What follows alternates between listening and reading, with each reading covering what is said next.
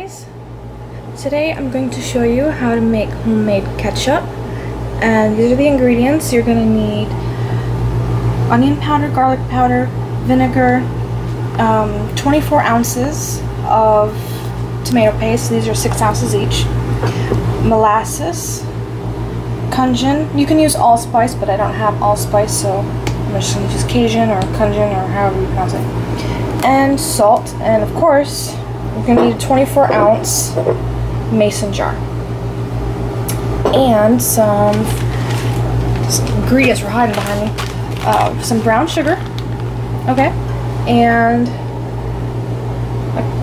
a thin measuring cup of water, not the whole thing, but just water in general. Alright, so I'll show you how to get this started. Okay, so we have 3 of the cans in here, so we're just adding our last can of tomato paste.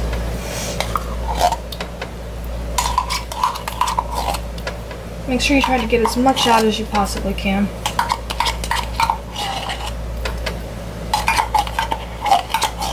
Okay, so now that you have all of your tomato paste, we're going to add our dry ingredients first.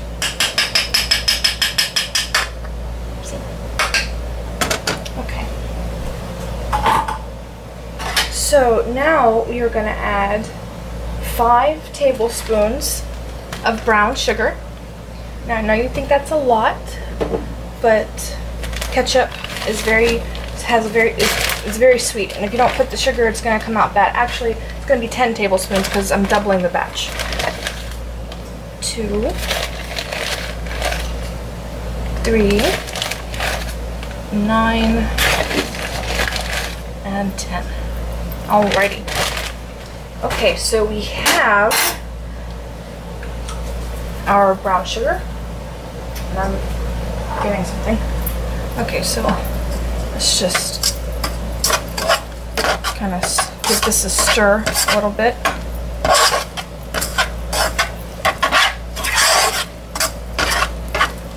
Okay, and now I guess you'd want to turn on, but make it kind of low until we put the rest of the ingredients in, and then we can turn up the heat.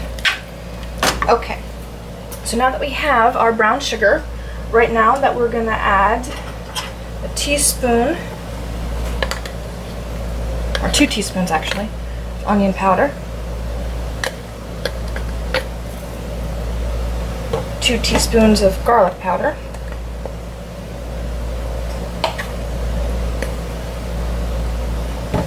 okay, and I don't have allspice, which is usually what's required for this, so I'm just going to use Cajun, or Cajun, I think it's pronounced.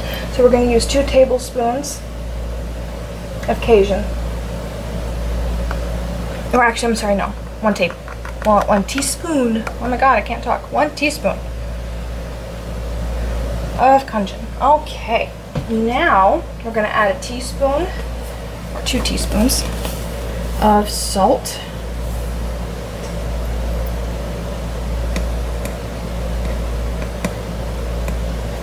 Okay, and now we're going to start adding our wet ingredients.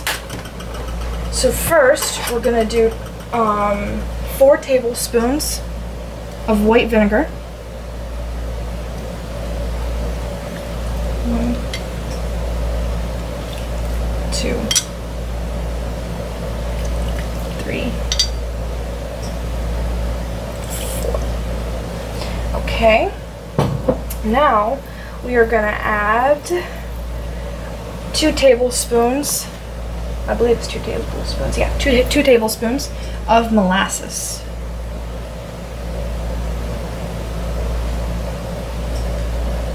Okay, 1, just kind of let that drizzle off the measuring spoon.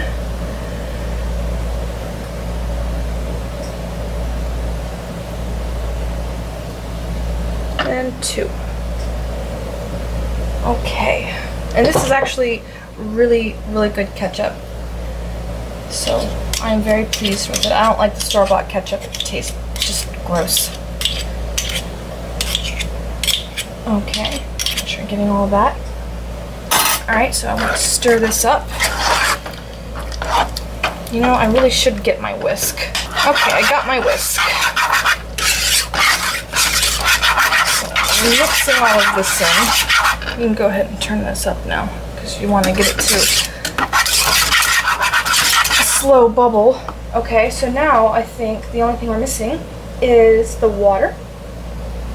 So depending on how thick you want it, because it has to simmer for a good 45 minutes, so it'll thicken up in that process, but I don't like to add a lot of water to it because you got a little bit of water from the vinegar and whatever. So I'm just gonna eye it until it gets to the desired thickness that I want.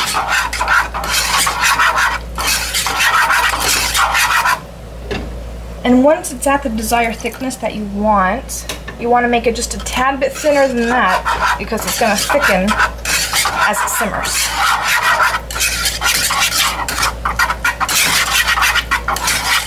Okay, so this looks good, so I'm just going to add a little bit more water.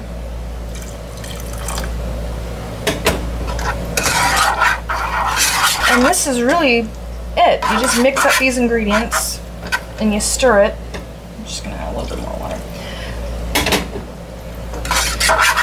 And then you let it get to a boil. Let me turn this up a little bit. You want to get this to really hot. And then once it starts boiling, you just cover it and turn down the heat. Okay guys, one important thing I forgot is the taste test before you let it simmer. Now, you see little splotches because it kind of bubbled a little bit too much on me, so it got splatters everywhere. But I'm going to taste it and see if it's how I like it.